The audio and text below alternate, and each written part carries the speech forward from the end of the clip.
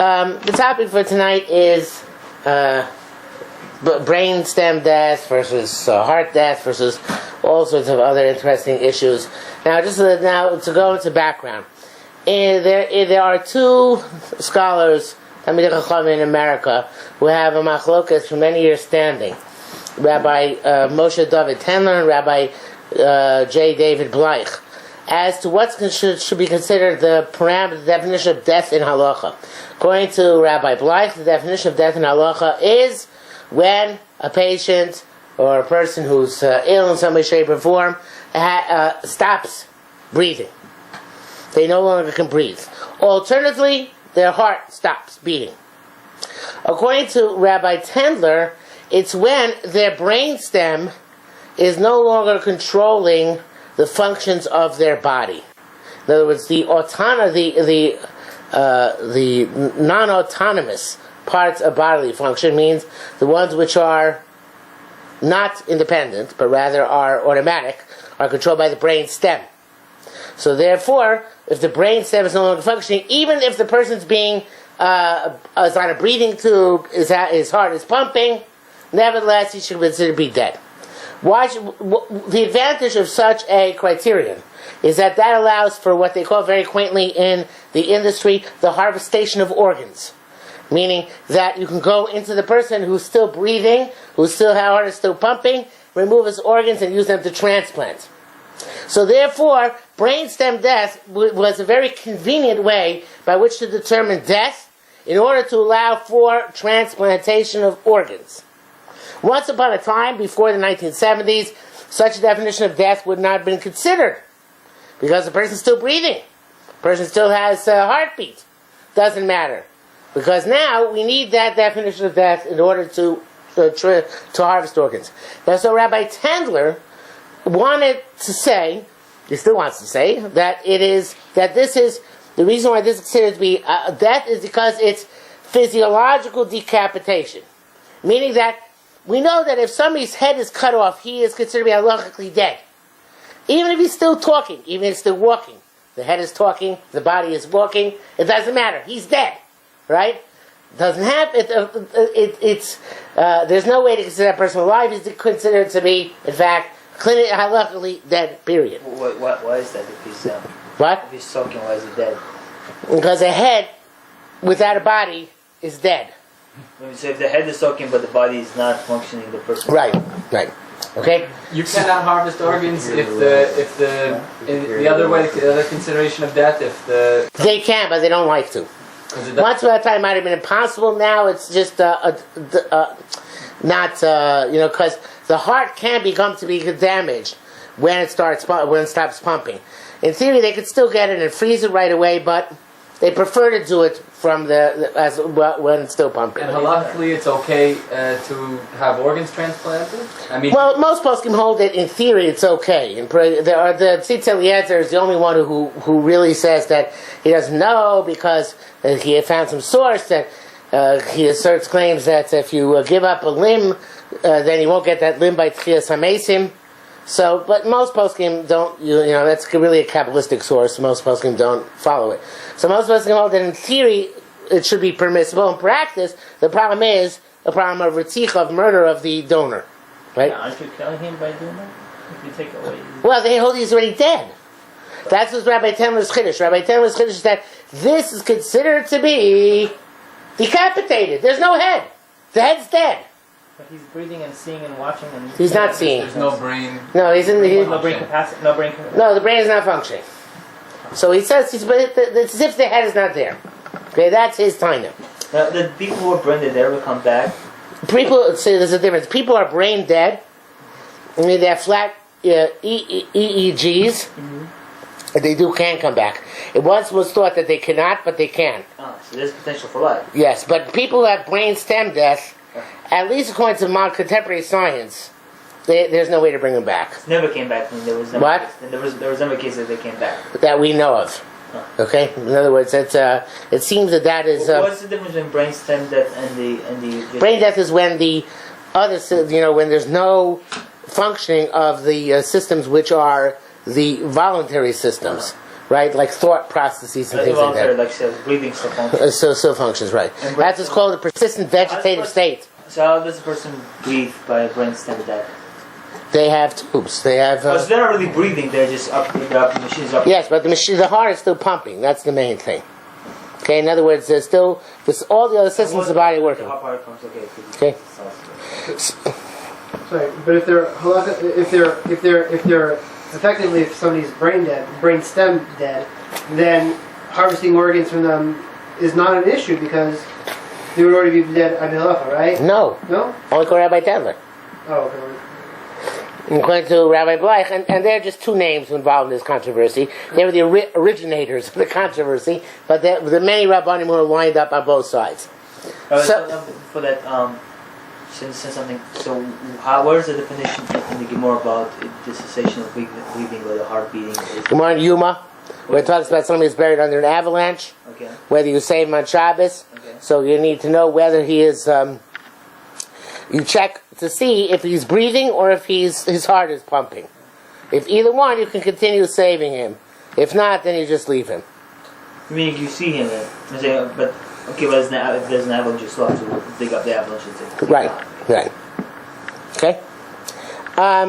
So then is it muktzah? Is this on Shabbos? Yeah, we have to say it's on Shabbos. Yeah, specifically on Shabbos. So, because otherwise it'll be muktzah. Otherwise, what's the difference? Otherwise, go ahead and do it. You know, what's the issue? Might as well. If you want to, go ahead. No, I'm saying the reason that the heart beating is a factor because if his heart is not beating, he's muktzah and you can't move on. You can't move the stones. Oh, you can. You have to get the stones off of him. Are we ever concerned about burying people alive? Yeah, there was a big thing in the early 1800s where the government, there was a whole thing, the government would not allow people to be buried for several days until after they died because maybe they would still come back to life because maybe they really were just sleeping and not dead. And the Moses Mendelssohn actually intervened on behalf of the Jews to make sure that we get to bury our dead quicker. And there was a whole big issue back then. Yeah, that's not tonight's conversation, but yes, there was once a big issue about that. Yes. Now, I personally am inclined towards the definition of death based on cardiac arrest or cessation of respiration, because we don't really know what goes on inside the head, and science is always advancing, and maybe someday they'll find a way to reverse brainstem death. So I would say, from my personal perspective, is that it's at best a suffix to say if a person is dead, at that point they're not. And that's a perspective not just of myself, which would be meaningless, but of Shlomo Zalman Auerbach and many other great poskim, that Rabbi Tendler has a svara, but it's not demonstrable. So therefore, it's a suffix. But I want to make this clear. Rabbi Tendler's perspective, the physiological decapitation, is a perspective which takes place within the legitimate arena of halacha. Meaning, he has a svara. He says, we have such a concept of hutat rosho, or the head being chopped off. And that is a concept of death, for sure. So now, I can extrapolate from that and say, even if the head was not literally cut off, but physiologically removed, that's enough. It's an interesting svara, which we may or may not accept. That was where the controversy was holding. In the early 90s, the Rabbinical Council of America came out and paskined like Rabbi Tendler. A few weeks ago, the Rabbinical Council of America, it's a new generation, came and said, you know what? Rabbi Tendler is not necessarily correct. We are withdrawing our determination. Everybody has to make the determination on their own. Okay? Each Rav has to make the determination on their own because they're big poskim on either side, and who are we to say who's right and who's wrong? That is the proper approach. That was the proper thing, in my opinion, for the RCA to do. But this creates a tremendous controversy because there are many people today who are of the opinion that brainstem death is the legitimate definition of death, and in fact, there's even an organization called the Halachic Organ Donation Society, which actively promotes the acceptance of brainstem death as the benchmark of death. So this created a very big controversy in the Jewish community, in the Orthodox Jewish community. So I was asked by a friend of mine who has a blog to do a guest post on this issue, on the issue of brainstem death, specifically because somebody had sent him, Rabbi Natan Slifkin had written on the topic. He doesn't go by notes anymore. He goes by my time now. So so what Rabbi Slivkin had written the topic, and to respond to that, because people had taken this article as being a very impressive and erudite article. And when I read the article, I was shocked. And I responded accordingly, which unleashed an avalanche of negative comments against me. So, which makes it all very fun and worthwhile, of course. But so I want to go through a little bit of what Rabbi Slivkin writes and what's objectionable about it. He writes like this. This is what he wrote this past Thursday. The overall point of this discussion is to show that Chazal's views and rulings on life and death were fundamentally related both to mistaken beliefs of the era about physiology as well as the limited medical possibilities. Thus, any halachic analysis of this topic must take into account in order to be valid. Furthermore, our own understanding of physiology, together with the medical possibilities available to us, mean that brain death should be defined as halachic death. This paragraph says it all. I can read it over again if you want. But what the paragraph says is that Chazal were mistaken. That has to be taken into account. Our physiology and medical possibilities are superior. That means we should define brain death as halachic death. Rabbi Tanzer took the standards of Chazal and applied them. Rabbi Slivkin, right off the bat, says, basically, the heck with Chazal. They didn't know what they were talking about anyway. I'm going to give his example in a moment. Can I offer a defense, Mike? Yes, you are. Can we say in the Gemara that all the medical advice they're giving in the Gemara is not applied in dating, except for two cases maybe? Entirely possible that we should not listen to their medical advice. So it's not applicable anymore. But then this is not their medical advice. Well, how to determine death is not necessarily a medical issue, is it? But wait. Is it? Wait. The How? Why? Medical. Medical. People, doctors. Do they know when the neshama departs the body? That's not what they're talking about. How do you know what death is? The body ceases to work. And maybe, but if that's the case, the body's still working for a long time after the brainstem dies. Not independently. But it's still working. I'm using his definition, right? When does the neshama leave? Do you know? No one knows. Maybe Chazal did. Maybe. If anybody knew when the neshama leaves, who would it be? Chazal. What? Yeah, well, Hashem, right. So who would Hashem most likely to tell that to? If not, Moshe Rabbeinu, the Nevi'im, Chazal, etc. And the Kabbalists and Chazal, they're not distinct. They're not distinct groups. Okay, now this is where he begins. Number one, Chazal believe that the heart and kidneys are the seat of the mind and free will. At least some of Chazal, probably most or all, believe that the heart and kidneys are used as the mind and for making decisions, free will. Proof texts are as follows. This is Gemara and Brachos. The rabbis taught, the kidneys advise, the heart considers, the tongue articulates, the mouth finishes, the esophagus brings in all kinds of food, the windpipe gives sound, the lung absorbs all kinds of fluid, the liver causes anger, the gallbladder secretes a drop into it and calms it, the spleen laughs, the gizzard grinds, the stomach causes sleep, the nose causes wakefulness. Says Rabbi Slivkin, this is not an Agadic legend intended to be understood metaphorically. The descriptions of the functions of the tongue, mouth, esophagus, windpipe, lungs, stomach, and nose are all clearly scientific descriptions intended to be interpreted literally. The account of the liver causing anger is also consistent with the standard belief in the ancient world. Thus, the accounts of the function of the kidneys and the heart are thus also clearly intended to be literal descriptions. And there is no important role ascribed to the brain. This too is consistent with standard Aristotelian belief in the ancient world. Allegedly, Aristotle understood that the brain is just a cooling unit for the rest of the body.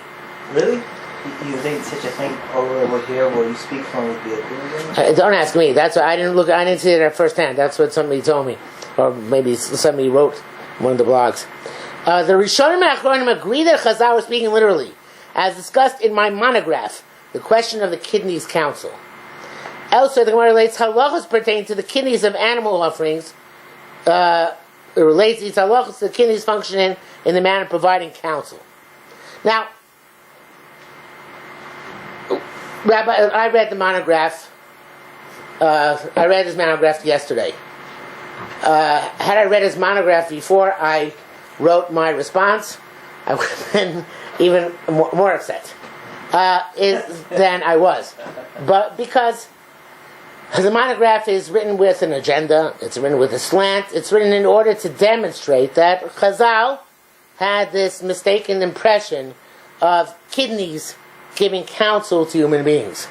And therefore, it's all written with an intent of proving that the Chazal held that way, the Rishonim held that way, and it's only Achronim like the Maharal and others who came along later on who tried to say that it was a metaphor. And of course, they're just Achronim. So so first of all, it's a fascinating thing. Gemara Avodah Zarah, please.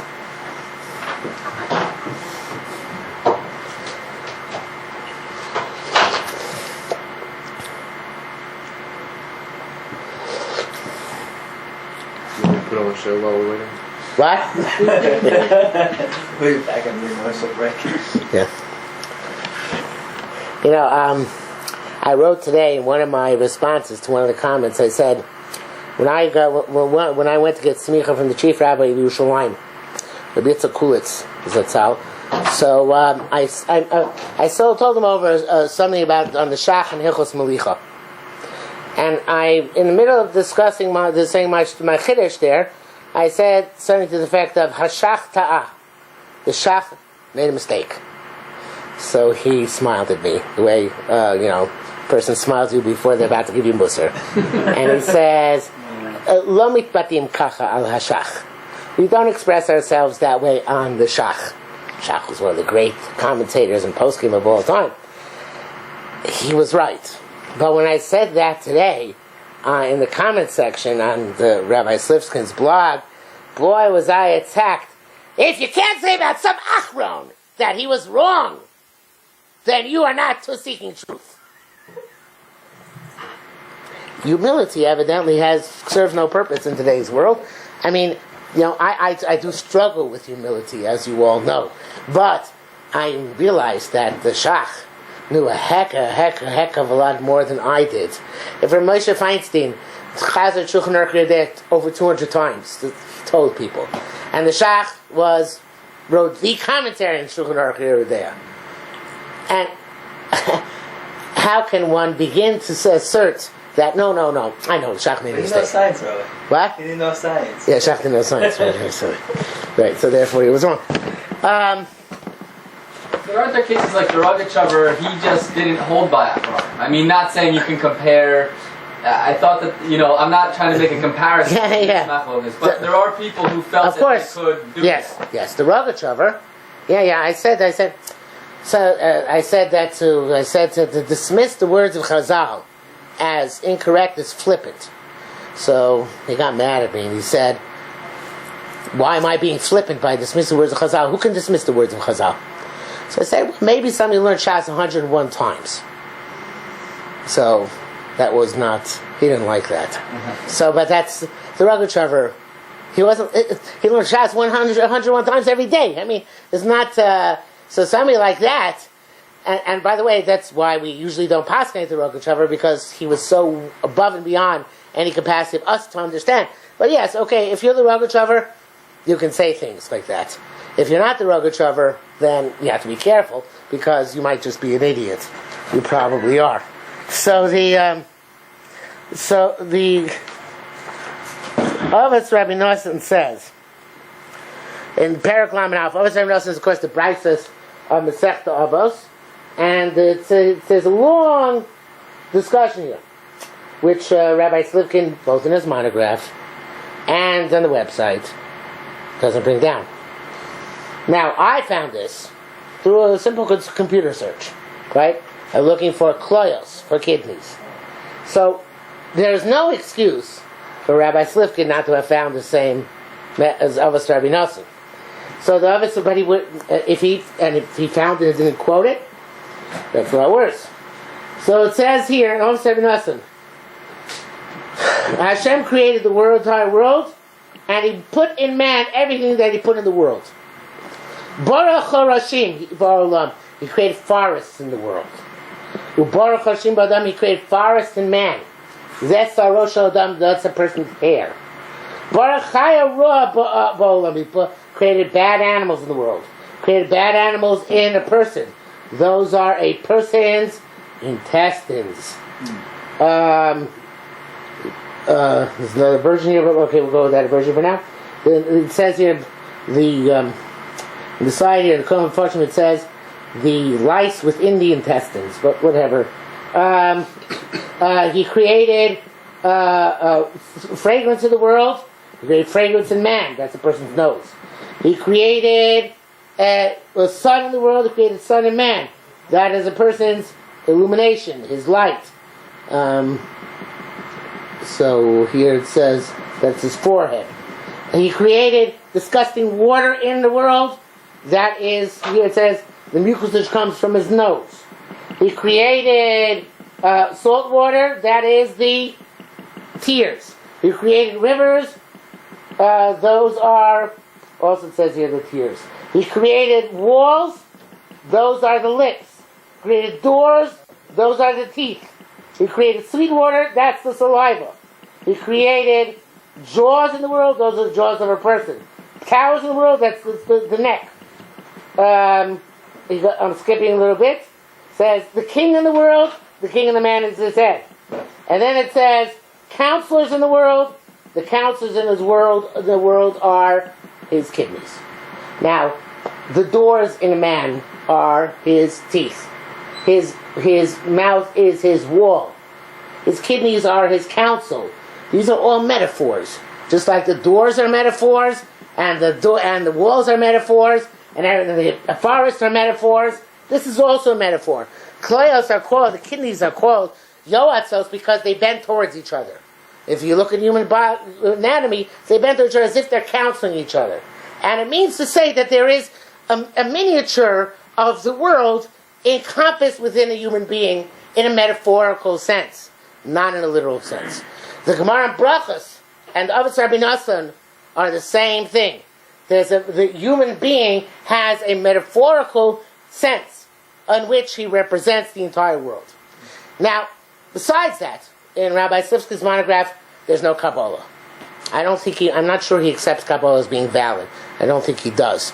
So, without getting into that issue, obviously we know through Kabbalah that there's Chochmah, Bina, and Das.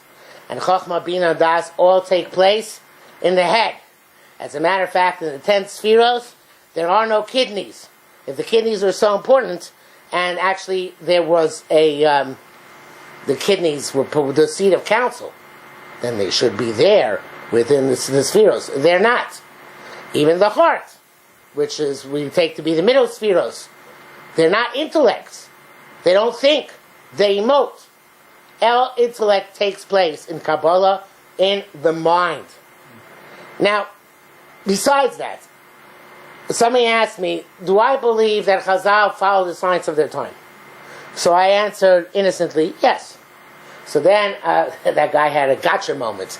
Said, if they follow the science of their time, and the science of their time held that kidneys counsel, so you have to admit that they held their kidneys counsel.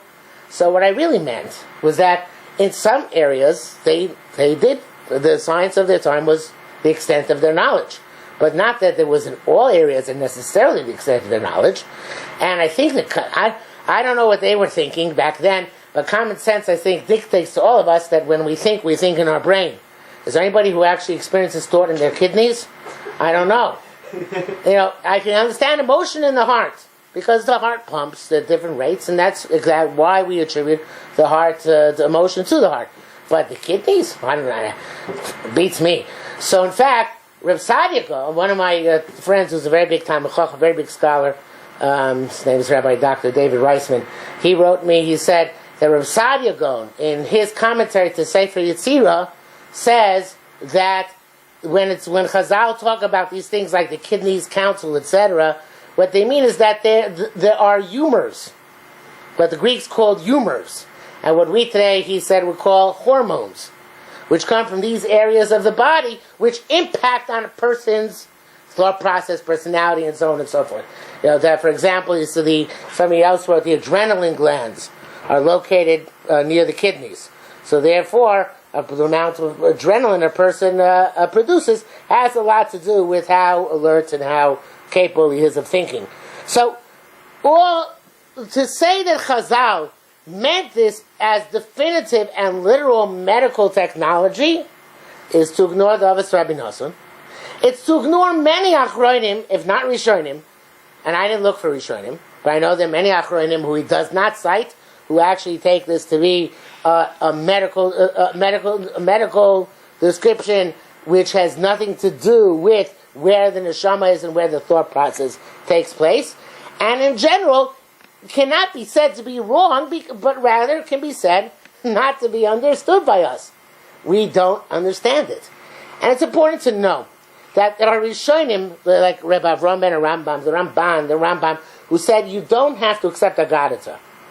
But when they said that, the reason why they said this is because they said Agadata is extremely profound. And you probably don't understand it.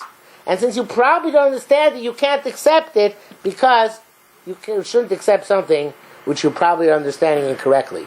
And the Rambam says he wanted to write a book which would explain every Agadata, which would be taken literally, which metaphorically, what the meaning of each one was. And he says in the Peirush HaMishnayos he's going to do such a thing.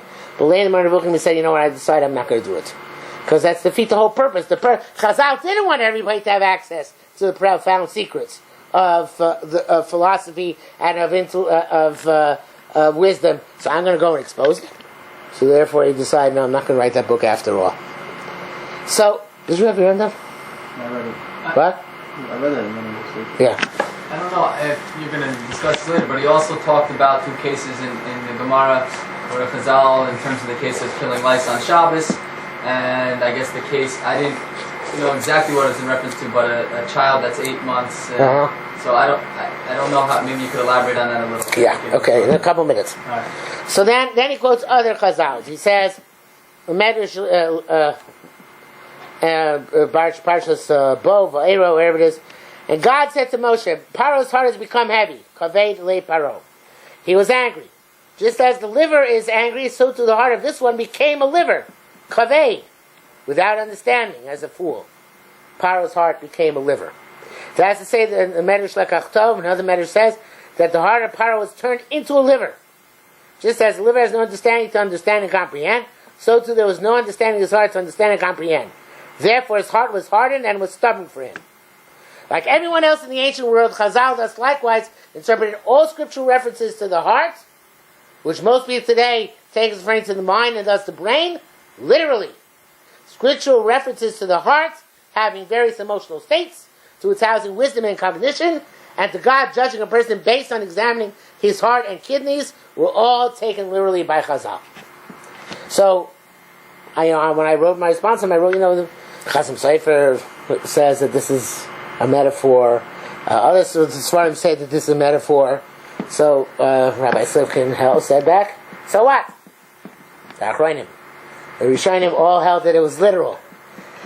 So, I don't think the Rishonim held it was literal either. I have no way of knowing that the Rishonim, any more than Chazal, were speaking metaphorically. And regardless, it's an Agadata. It's not meant to be the basis of halacha. The whole concept of poetical or part of Torah. The riff and Russian will bring it down. Sorry? The riff and the Russian will bring it down. Discussing kidneys. No. Function, the liver and its function. No. No, it's not brought down in halacha. Not in Meir. Not in halacha. Right.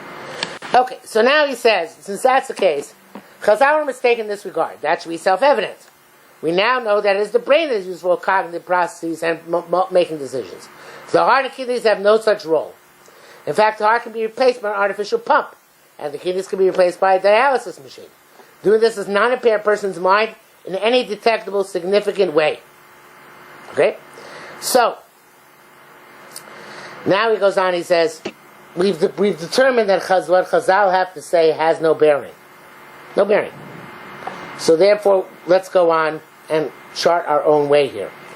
There is a fundamental connection between the mind and free will, the soul and the presence of a live person. And thus, the mistaken belief that the heart and kidneys house the mind has fundamental ramifications on the question of determining death. This is the part that some people are disputing, so I'll explain as clearly as possible, incorporating Dr. Stadlan's valuable observations. The word soul is a vague term that has been interpreted differently by various figures over the ages. Some identified it as the intellect, some as consciousness, some as a kind of metaphysical entity. The first two clearly relate to the mind. The third is entirely unspecified and incomprehensible. But as best as we can ascertain, it fundamentally relates to the mind, which is after all the part of us which absorbs Torah, exercises free will, and guides our actions. This is true, by the way. But the mind is not in the brain. The brain is a tool of the mind. The mind is separate from the brain. The mind transcends the brain and therefore continues to exist when the brain ceases to exist. What is the afterlife experience? I'm sorry? The afterlife experience you're talking about? Yes, but forget about that. When you go up to Shamayim, after you die, your mind, that's your mind, which is there, right? So everyone agrees that these functions, Jewishness has always maintained that the soul is involved in free will and acquiring knowledge of God and Torah. Everyone agrees that these functions are accomplished in the brain. If one wants to claim there are other aspects of the soul which are housed elsewhere in the body, then what are they? Thus, as best as we can determine, the soul is housed in the mind. And the presence of a soul is certainly linked to the idea of an alive human being. Thus, not only is a functioning human brain the home of the mind, but if we are going to use the concept of the soul, then both mind and soul are housed in the brain. There's further evidence that the soul is not housed elsewhere. The possibility of transplants and artificial organs sheds much light on the fundamental connection between the mind and free will, the soul, and the presence of a live human being. In all such cases, there are no halachic ramifications, such as murder or transferring financial or other obligations from donor to recipient. One can replace someone's arm with a prosthetic without being guilty of murder, without changing the person's halachic status in any way.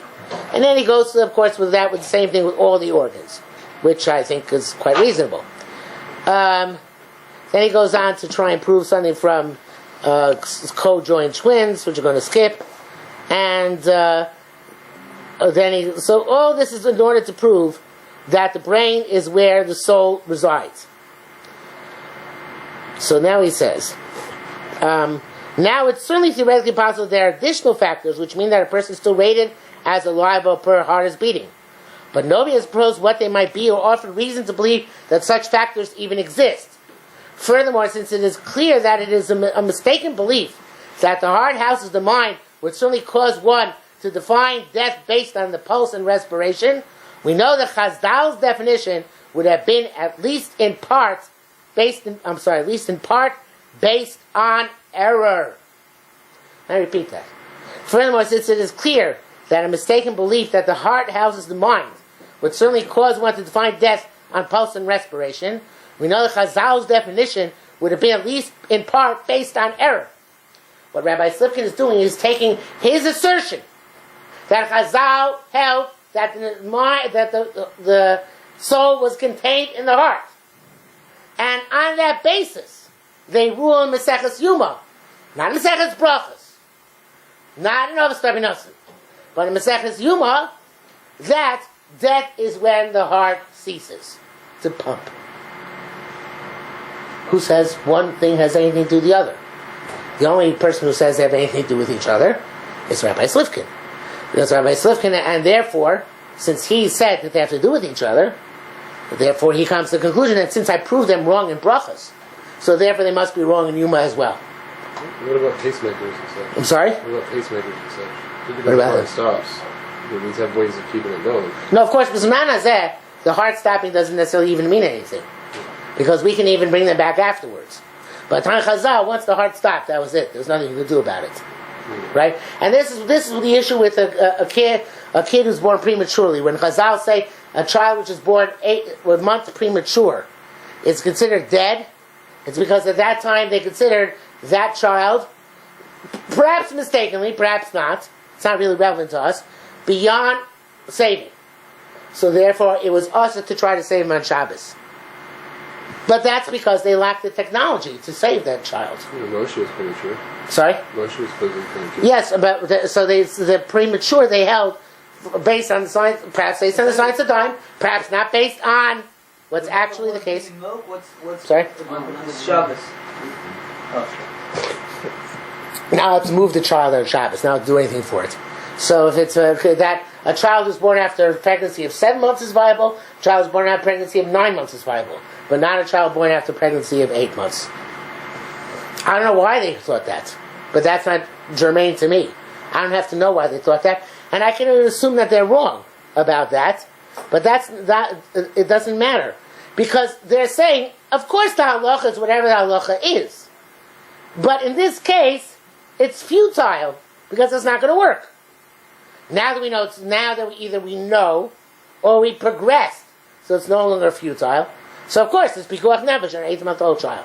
But isn't he using those examples, and not the case of the Agadata or the in Brachos, the Gemara in Brachos, but the example that you just talked about, the premature baby.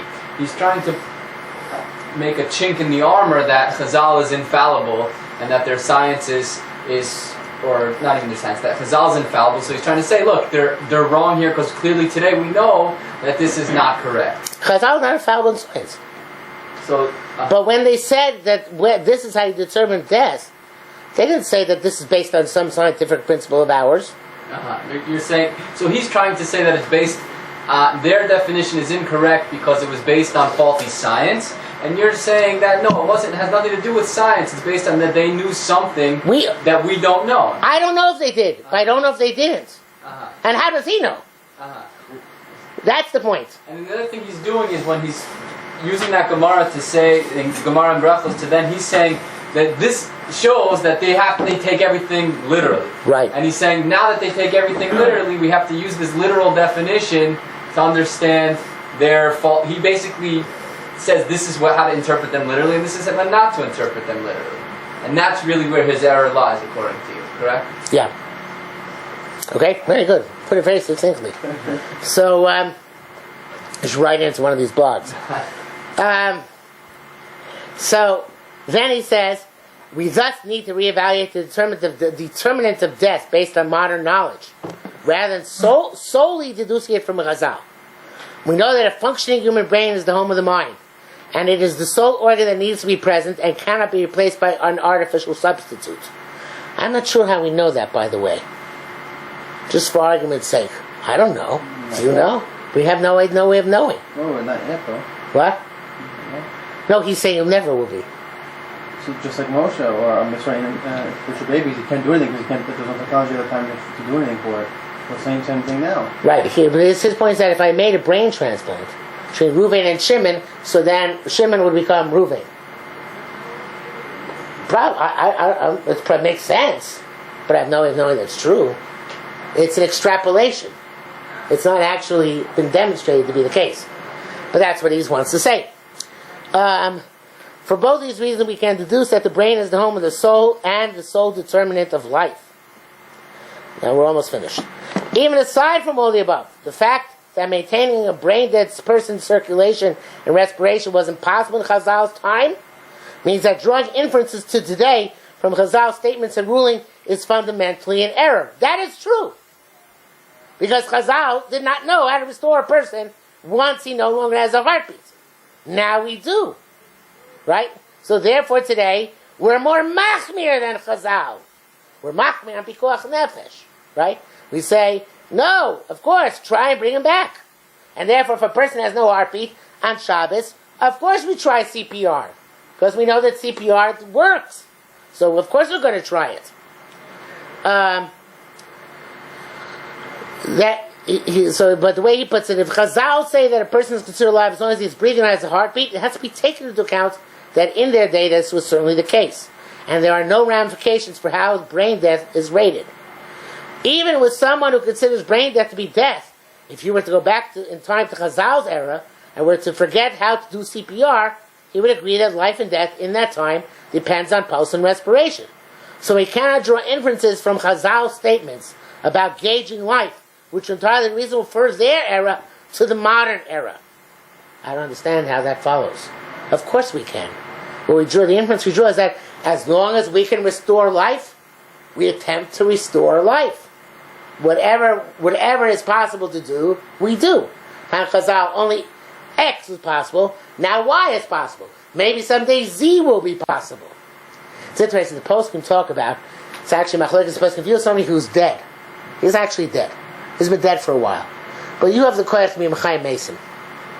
Can you be Mechayim Mason on Shabbos? Yeah. No, you can't. Ramesh holds no. It's a big kasha. How can you hold no? It's a big kasha. What? What? Who holds that? Why does he hold no? How can that be? If you're saying What Pikuach halacha you Nefesh is that overrides everything, how could he hold no? Wait till What malacha you violate? Because, what? What malacha you Bring violate? seven back to life. Boina, whatever it is. let's say there was some violation. Creation out of nothing? Let's say there was a violation. You're right. There might not be any violation due by Shem Amfurish, but let's say there was a violation involved, right? So he says, "Osmi Machal Shabbos." But How does that make sense?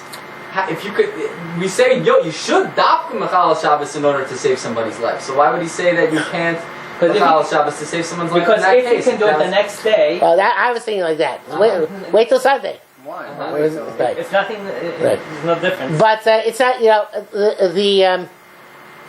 it's really hypothetical. But what is discussed by Tosfos is Eliyahu Hanavi was a Kohen, and he went in to be Mechayim Mesim, the kid who died.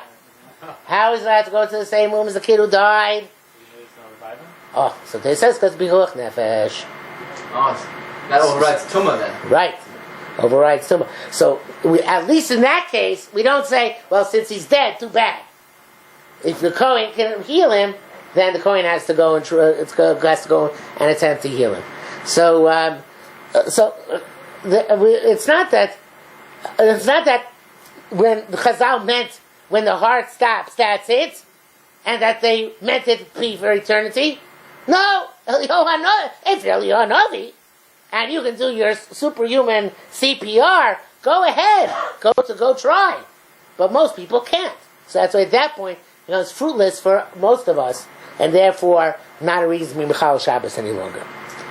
But the way he puts it is, to put it another way, Im Chazal were to theoretically have known about brain death and rated it as death, they would not have expressed the rulings any differently. So we can't infer from their words that they did not rate brain death as death. Maybe. But we can't assume that they would. Okay, now the problems involved in diverging from Chazal and reassessing the halacha are serious, but they have already been overcome in other contexts. It's no small matter to reevaluate halacha based on modern science. Some people justly fear that it means sliding towards conservative Judaism. It's not. You can reevaluate halacha based on modern science. What you can't do is say Chazal were wrong, and therefore I'm changing the halacha. What Rabbi Slivkin does is a slide towards conservative Judaism, not because he uses science, but because he says Chazal were wrong, and therefore I'm going to make the determination. That's the slide to conservative Judaism. Yeah. When have we made any new decisions based on change of science? He brings a whole bunch of examples here. One of them is the example is the 8-month fetus. Okay. But in the case of lice, where we clearly find out that today, are you gonna? I don't know if you get to that example, but we clearly. It's coming up right here. Oh, okay. Okay. So, yeah. So if they didn't say that they were wrong, then... But he says Chazal. I mean, can't you say Chazal's wrong there? Chazal's wrong. I mean, in the sense that they're wrong, but you're saying that even despite the fact that their science may be wrong, and we know that this is a truth today, that lice don't reproduce in such a fashion.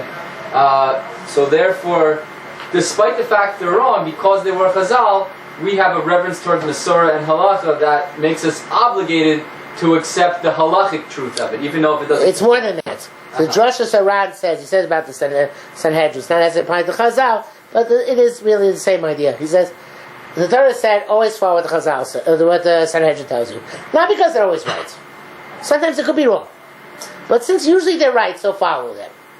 So what the Torah is saying is not they're superhuman and they're always going to say the right thing, but since they're usually going to be right, then follow them, and it's worth the 1 or 2 times that they're going to be wrong.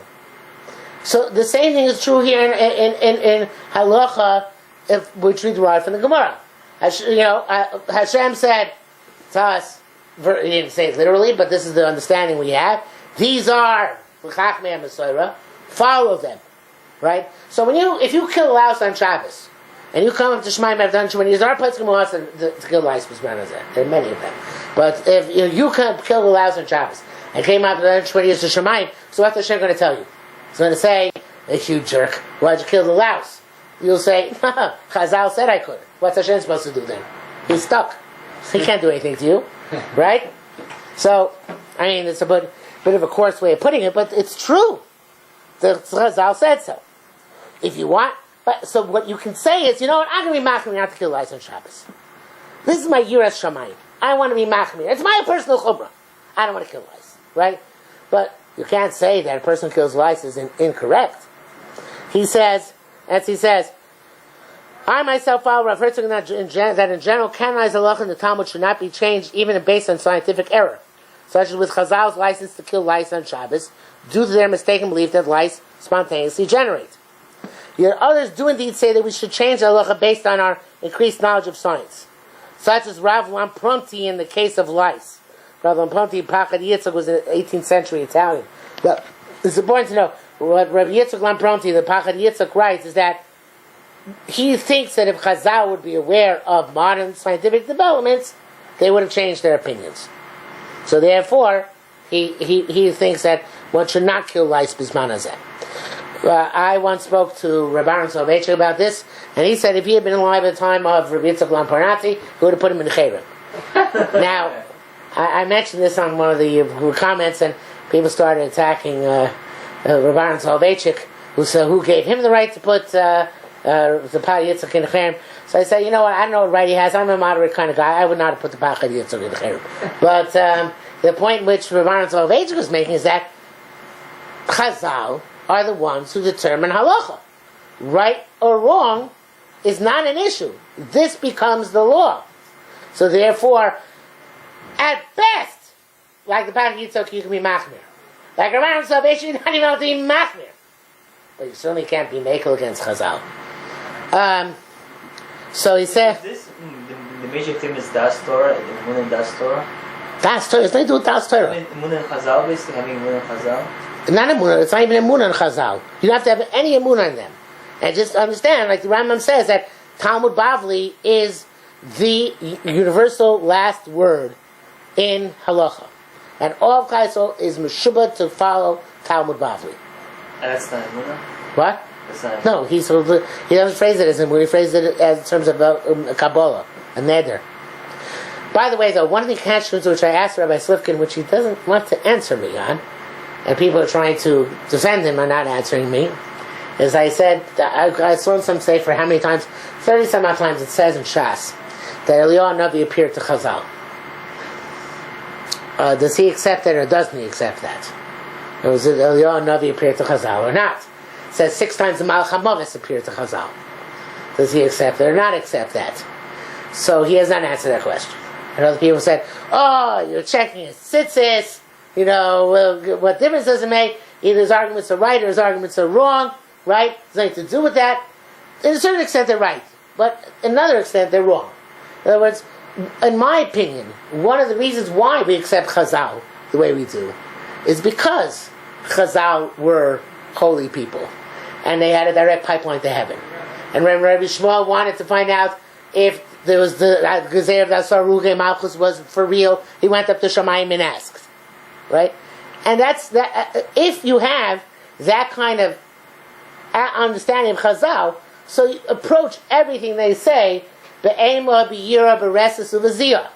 You don't assume that you understand exactly, and therefore they are wrong. By the way, it took me many years to learn this lesson because, as I said before, I had personal problems with humility. But finally, after a while, it actually began to penetrate. That, Beckhoff, you're not as smart as they were, and you're certainly not as holy as they were. So basically, you should practice some modesty.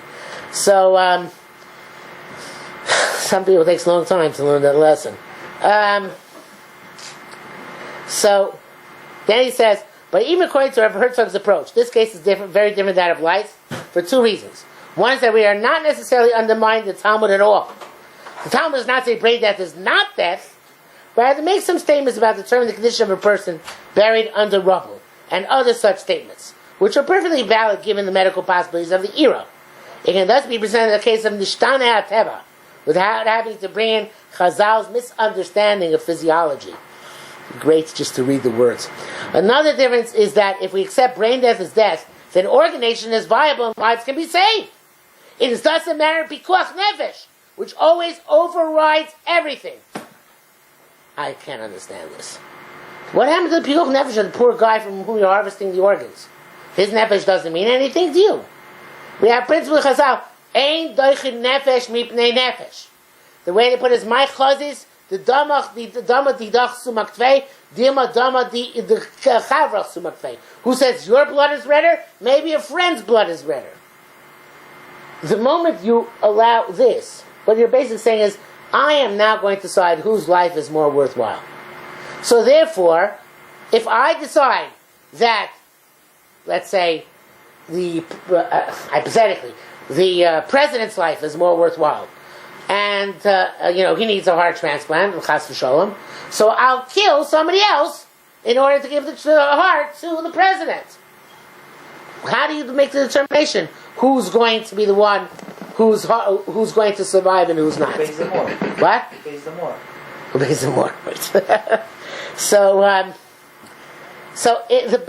You can't. The concept pikuach nefesh does not take into account ever the fact that I could save somebody else. It takes into account that person without regard to anybody else. And in fact, what we have today in the contemporary world, this whole concept of euthanasia is a variation on this theme, which is, I can decide whose life is worth living and whose life is not worth living. I can decide when to terminate a life, when not to terminate a life. I know. But in reality, we have no way of knowing because we can't know what's going on within a person. And we don't know, even what's within a person, the mind of a brain-dead person, we still don't know what's going on in there. We have no idea what actually is happening. We can't pick up electric signals. But who knows what else there is inside there. So, but again, I want to stress, I could still see the svara of physiological decapitation, but he's not going with physiological decapitation. And in a later, somewhere else he wrote, yes, I'm not going with Rabbi Tendler's approach. Rabbi Tendler's approach was, you know what, within Chazal, I have an approach by which I could say, this is okay. But he's not saying, the heck with Chazal. And now, since Chazal are irrelevant, I will go with my value, Pikuach Nefesh. Then he brings down the 8-month fetus. And then he comes up to the last paragraph. It says, finally we see virtually all poskim that are willing to diversion from following Chazal in cases where they recognize Chazal was scientifically mistaken, and especially in a lot of cases of life and death. Virtually nobody follows Chazal in ruling out kidney transplants. I don't know what that means. Chazal didn't forbid kidney transplants. I guess what he means is, they feel the kidneys were where the mind were, kidney transplants would be also. No. Okay. Nobody follows Chazal is explaining Chazim Sofer. That person not currently breathing will never breathe again, as considered dead. Everyone will do CPR. And nobody follows Chazal that an 8-month fetus is not viable. It is always presented in a sometimes intellectually dishonest way that avoids the idea that we are undermining Chazal, such as by invoking Nishtane HaTeva, even when that's clearly not the case. The same can be done here, and in fact this really is a case of Nishtane HaTeva, of medical possibilities. That's the end of his piece, before I wrote and before he responds to me, which maybe we'll speak about tomorrow night. and by which time there may be other things to speak about as well. The previous controversy that he was involved with mysterious creatures and the other... Nothing like this. This is much worse. That was over. I mean, I guess people got in on different... I wasn't really following that controversy as much, but I'm just wondering in terms of if that was the main thing that people were upset about. I mean, that ruffled a lot of feathers. There was the fact of the way he tried to discredit Chazal in terms of halachic matters, or was there other... Now halachic. Okay. This is the first time he's doing it in halacha that at least I'm aware of. But his cavalier attitude towards Chazal in general. And that was more in regards to hashkafa, though? I mean, how... Hashkafa, yeah. So how did... I know this is not a shear for that, but in terms of hashkafa, though, we do have much more liberty to diverge from certain... the way I understand it, at least, diverge from certain understandings of things. Because if we're reading a pasuk, so to say, we can say that this is... we have the liberty to say this is more metaphorical. Of course we have a liberty. Right. But it was a question of attitude. And that's why it's very hard to grasp, because it's a very nuanced thing. But the point is that if you take, there's a difference between starting from a prior assumption that there are profound secrets in Chazal. And maybe they knew, maybe not, but maybe they knew much more than we give them credit for. And maybe there's an understanding of what they're saying. Maybe not, but maybe there's one which is extraordinarily meaningful and significant. And I just have to think about it. It's starting from the assumption, well, I know much more than Chazal. So therefore, I just, whatever so at least because I know science and more than Chazal, so therefore, I'm going to dismiss what they say. It sounds to me that from reading Rishonim on Chumash and take the Ramban, Rashi, and the Sforno, and the Rashbam, their approach to Chumash is at least Rabbanan always, but for the most part, they try to give shot in the literal words without even sometimes I'm going with the Gemara. The Gemara dashes. Right, they don't go to drushes of Chazal. They don't go. They're really what I say. I don't think the Rashbam says Bahilat Tepot Ben Necho to He actually dashes. It says pshat it's actually an ornament that you wear, not any any. Two parshas, right. So they're trying to give a people shot. They never really went into depth of the hashkafa behind it, maybe the Rambam and stuff like that. I mean, then he kept the secret. They didn't really go into depth with it as well. So we see that their way was to give shot. It wasn't into. So how can you say since Rishonim don't say anything, therefore they take it literally? I mean, how can you say that? Yeah, we see clearly that their approach was never to be metaphorical, or they usually try to give shot. Because all the Rishonim he found, which is not. I'm saying you're right. All the Rishonim we found were giving shot. That's just the way they operate. That's how they. No, I'm saying, but his position is that if a Rishon quotes a Gemara like that verbatim, so it must be that he takes it literally. And then Shine just explain shot and just what? Simple explanation. Yeah. Now the Rishon, I don't think that's correct, but that's his position. Okay, finish up tomorrow night.